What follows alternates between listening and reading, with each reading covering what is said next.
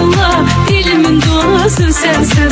Sen benim cennetimsen, ben senin meleğinem. Güzel günler yaşadım, hemin o adam da sensen. Beni yaşadan da sensen.